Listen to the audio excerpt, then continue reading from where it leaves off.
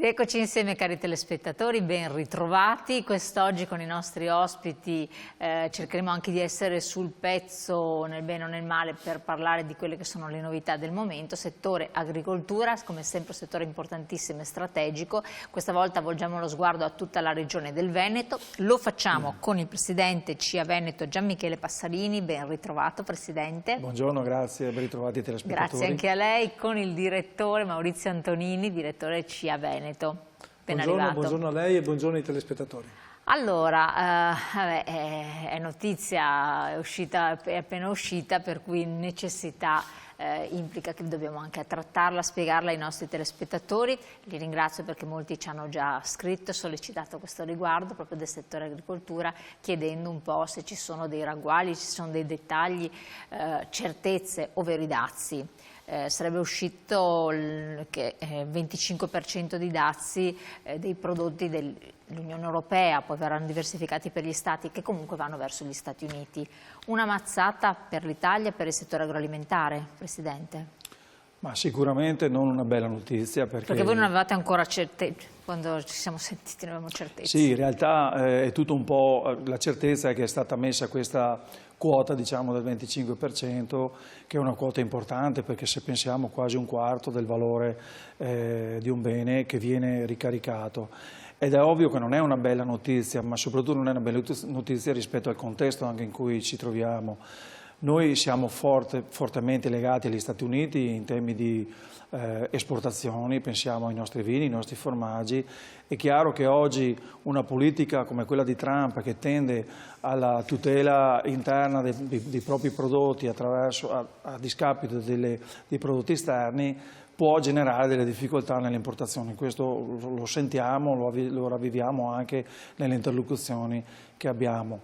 Ora è chiaro che bisognerà vedere la modalità di applicazione, quali saranno i settori merceologici agricoli ben precisi, ma soprattutto quali saranno i territori, perché da quello che ho capito, se il modello è il modello della precedente amministrazione Trump, nella quale si era avuta una sorta di diversificazione rispetto a paesi che avevano pagato, diciamo, i dazi e altri che probabilmente erano stati meno impattati, ecco, bisognerà capire se ci sarà questa logica o seppure ci sarà una logica diversa. Questo è importantissimo perché anche noi come Europa dovremo probabilmente dare una risposta in maniera unitaria. Ciò se avverrà non lo sapremo, quindi è tutta una partita che sicuramente genererà della difficoltà, ma che bisogna vedere come sarà gestita. Ma anche perché la guerra dei dazi non porta a niente, perché porta danno da una parte e danno dall'altra alla fine. Abbiamo visto che dazi sono stati fatti anche in passato, ma anche con la Russia a ben poco hanno portato. Il dazio porta, diciamo, un beneficio, se vogliamo, in una maniera subito dopo, nel momento in cui lo attivi però nel medio-lungo termine, in un sistema interconnesso, tra l'altro siamo in un periodo di globalizzazione, dove ognuno di noi comunque ha un rapporto commerciale con altri paesi, è chiaro che poi genera delle difficoltà, probabilmente anche quei settori. Se penso ad esempio ai dazi sull'acciaio, per fare un esempio, che in America e i settori di alta, di alta gamma, di alta specializzazione avranno questi rincari, probabilmente nel medio-lungo termine anche loro avranno delle difficoltà. Perciò in realtà la politica non è mai quella dei dazi, ma è quella di avere un equilibrio di trattativa commerciale, degli accordi che tengano insieme tutta una serie di esigenze di ogni paese. Assolutamente. Chiedo anche a lei, direttore, si vocifera che il settore più colpito potrebbe essere quello caseario, parmigiano reggiano, grana padano, pecorino romano, provolone, prosciutti, salumi, vinicolo, olivicolo, agrumicolo. E questo perché c'è poi il rischio dell'Italian sounding, ovvero che se costano troppo questi prodotti che dall'Italia arrivano negli Stati Uniti perché hanno una batosta del 25%, che non è poca cosa, gli americani si arrangiano facendo dei prodotti analoghi, già ci sono, si disabituano al vero, all'originale, e poi pian pianino usciamo dai desiderata statunitensi, che non è una bella cosa perché bisogna trovare altri mercati. Assolutamente non è una bella cosa. 7,3 miliardi di euro sono il valore dell'agroalimentare Veneto per l'esportazione. Solo Veneto 7,3 miliardi? Sì, che è più o meno 10% dell'agroalimentare nazionale che esporta in America. Ma vede, oggi i dazi ci danno da riflettere su un elemento determinante, che è la qualità del prodotto. Lei lo ha detto bene, i dazi probabilmente colpiranno il caseario e quindi i formaggi. Noi abbiamo il grana padano, abbiamo l'asiago, abbiamo i vini, Valpolicella, abbiamo l'olio, quindi prodotti di alta qualità e noi dobbiamo confrontarci con il mercato su questo, sui nostri prodotti di alta qualità che sono elementi di sicurezza alimentare e sicurezza di produzione, perché noi siamo quelli che poi ci faranno i controlli 35 volte all'anno, gli istituti di controllo, ma che è giusto che ci siano. Siamo le aziende che producono grande qualità e sulla grande qualità noi vogliamo giocarci anche la qualità dei nostri prodotti e soprattutto la redditività delle nostre aziende agricole.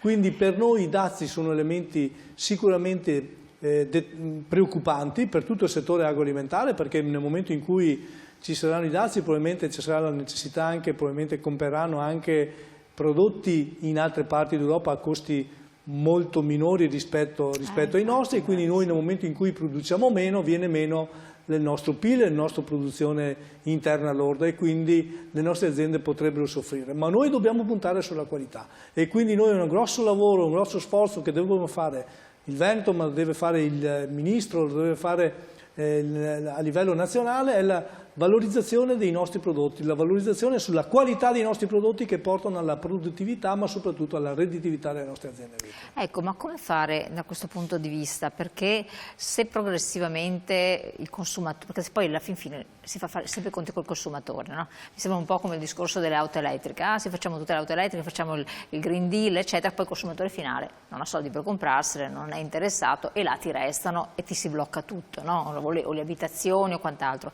Se il consumatore finale americano, ipotizziamo, sta anche meglio economicamente, per carità, perché tanto ci vuole poco star meglio degli italiani, ma non compra questi prodotti perché costano troppo, apprezza la qualità indubbiamente ma non li compra, cosa fanno i nostri produttori e elaboratori di prodotti, perché poi l'agroalimentare è lavorazione del prodotto agricolo? Pensiamo al vino, pensiamo all'olio, certo. Pensiamo a tanti prodotti che sono fondamentali, oltre a quelli caseari che sono noti, no? Certo. Allora, nel caso specifico degli Stati Uniti, ovviamente gli strumenti che hai sono una comunicazione importante, quindi una divulgazione di quella che è quindi far la conoscere qualità, questa benedetta assolutamente, qualità. E quindi questo diciamo è lo strumento che hai, perché poi, come abbiamo detto, l'incremento del dazio impatta sul prezzo e quindi poi sarà la scelta del consumatore. Devo dire che c'è anche una filosofia all'estero rispetto all'appeal che hanno per quanto riguarda il Made in Italy.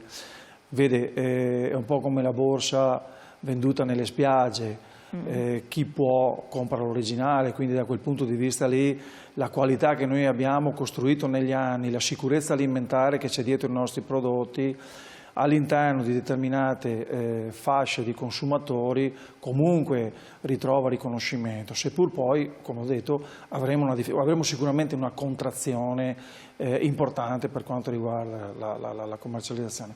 L'altro aspetto è quello che bisogna cercare mercati, cioè noi oggi siamo in un momento in cui abbiamo una Ucraina che probabilmente, e speriamo, ce lo auguriamo tutti, si accingerà alla fine del conflitto, nella quale poi ci sarà anche un'immissione importante di quello che saranno, ad esempio se penso alle derrate agricole, cerealicole nel sistema europeo. E quindi è ovvio che la necessità che si ha è quella di espandere i mercati e trovare mercati nuovi, ma mercati che ci permettano di avere il riconoscimento del nostro valore aggiunto, sapendo cosa? Che il Made in Italy non è una cosa che la costruisci dalla sera alla mattina, è legata ad una storia, è legata ad un territorio, è legata ad una nazione, ad uno Stato che meravigliosamente è bagnato da vari mari, ha un microclima particolare, una biodiversità unica nel mondo. E quindi è chiaro che questo è il nostro biglietto da visita. Su questo biglietto da visita però bisogna creare le politiche corrette, giuste, non di protezionismo ma di tutela. Necessariamente, secondo lei, direttore, sulla base anche di quello che diceva il Presidente, bisognerà andare verso altri mercati, cioè perché puntare su quello interno, abbassando quindi le marginalità, e quindi i prezzi e le marginalità per i produttori, non c'è speranza? Perché siamo costretti ad andare verso altre destinazioni se quello americano a un certo punto si blocca. Guardi, sono circa 25 gli accordi commerciali che la Comunità Europea sta facendo con i paesi esteri. L'ultimo è Mercosur, questa domanda. Dopo ne parliamo. Che poi anche. sembra una bestemmia, però ma è legato all'aspetto della qualità. È molto legato a questo, e quindi la ricerca di mercati esteri è importante. Però vede, nel momento in cui si fanno questi accordi commerciali dobbiamo tutelare, dobbiamo garantire i nostri prodotti. Non può esserci la possibilità che noi produciamo i prodotti qualitativamente, con grado qualitativamente elevato, e soprattutto non utilizzando determinati prodotti fitosanitari, mentre in altri paesi in cui si fanno questi accordi commerciali, questi accordi non è previsto. E quindi, per dire, sul Mercosur noi da 10 anni che non utilizziamo più determinati prodotti fitosanitari, mentre paesi del Sud America e del Brasile li stanno comunque utilizzando, e quindi c'è una concorrenza sleale su questo. Dobbiamo far sì che nel momento in cui ci siano questi accordi ci sia una reciprocità anche dell'utilizzo e soprattutto della valorizzazione dei nostri prodotti, e tutelare i nostri produttori per questo, perché altrimenti siamo fuori mercato e chiaramente non è un elemento determinante per il nostro settore, il settore dell'agricoltura. C'è un messaggio: meno male che la Meloni ha instaurato ottimi rapporti con Trump, chissà cosa sarebbe successo se non fosse stato così, ci avrebbero bombardato. Cosa dice, Presidente? Ma sì, indubbiamente il merito che ha avuto il nostro Presidente del Consiglio è quello di aver dialogato sicuramente con gli Stati Uniti, ma sta dialogando con l'intero sistema politico mondiale. È ovvio che poi, lo dicevo prima, in un sistema interconnesso non può vigere la logica, beh, oggi l'ho scampata io, per fortuna che è arrivata a te, perché poi nel momento in cui si gira, allora, perché anche, ripeto, Macron è stato in Francia esattamente ieri, quindi anche la Francia probabilmente tenterà nella sua ottica sovranista di tutelare i propri prodotti. Allora sì, se tutti tentano o si cavano le picce, come si dice, no? Oppure ci deve essere una logica che abbia una logica governata. Ecco, questo credo che sia fondamentale. Ma che peso ha adesso, e qua lo chiedo entrambi, per il settore agricolo, l'Europa? Perché tanti provvedimenti dell'Europa proprio all'agricoltura non piacciono mica tanto. Anzi, abbiamo visto le limitazioni delle emissioni, cioè stanno venendo fuori di quelle cose per le quali gli agricoltori rizzano i capelli, gli allevatori, insomma saranno delle botte di non poco conto se vanno in porto, come sembra. Per cui, come la vedete? Chiedo prima a lei come figura politica, poi... Sì. La risposta dobbiamo ricondurci a quella che sono state le mobilitazioni dell'anno scorso, se si ricorda, i trattori tedeschi piuttosto che quelli francesi, e anche qualcosa poi in Italia, e la risposta che poi abbiamo dato anche noi come associazione di categoria è quella di un'Europa che deve mettere in condizione gli agricoltori di raggiungere gli obiettivi che sono sacrosanti. Nessuno di noi nega che oggi il clima sta cambiando, lo vediamo giornalmente con disastri, ma lo abbiamo visto anche nelle nostre produzioni. Vede, uno dei problemi che abbiamo oggi noi agricoltori è quello di riuscire a portare a maturazione, a resa, quelli che sono i nostri prodotti, quindi il mais, il grano, l'ortofrutta. E quindi è chiaro che l'Europa deve partire da un processo di contestualizzazione del percorso, cioè l'obiettivo, se nessuno lo mette in discussione, bisogna creare la modalità. E ripeto, contestualizzazione perché? Perché noi viviamo dal dopo Covid in un contesto mondiale che è cambiato, con 2 guerre, con una guerra che ci ha portato, penso quella ucraino-russa, ad impennate del costo energetico che hanno buttato fuori mercato le nostre aziende. Sì. Vedi, noi adesso tuttora. siamo contenti perché il gas è tornato a 60 euro e l'energia elettrica adesso si aggira attorno, no? Ma la nostra energia elettrica di oggi è il doppio, seppur diminuita, è il doppio di quella che pagavamo 2 anni fa. E quindi questo è un tema. Allora l'Europa oggi deve pensare che gli obiettivi sono nobili, occorrono però metodi diversi, perché se l'obiettivo è quello di buttare fuori mercato i nostri produttori, noi non avremo solo un problema di approvvigionamento di quelle che sono le nostre derrate alimentari, ma avremo un problema di tenuta sociale. Lei pensa a tutte quelle aziende che noi abbiamo. Ma sembra che questo non riguardi l'Europa, perché se si guardava la tenuta sociale si pensava anche Ambiente sì, però attenzione al lavoro della gente, le aziende, le fabbriche, il settore auto e tutto l'indotto, stiamo vedendo di quelle... C'è stata una sottovalutazione, c'è stato probabilmente un inebriamento più dal punto di vista ambientale, Timmermans con questa politica sfrenata, ma che come abbiamo visto poi anche gli agricoltori tedeschi che si sono messi di traverso hanno capito che probabilmente va cambiato il registro. Ora, ieri mi sembrava di aver letto, è stato istituito questo Industrial EU, no? Un piano di 280 miliardi nel quale comunque si riconfermano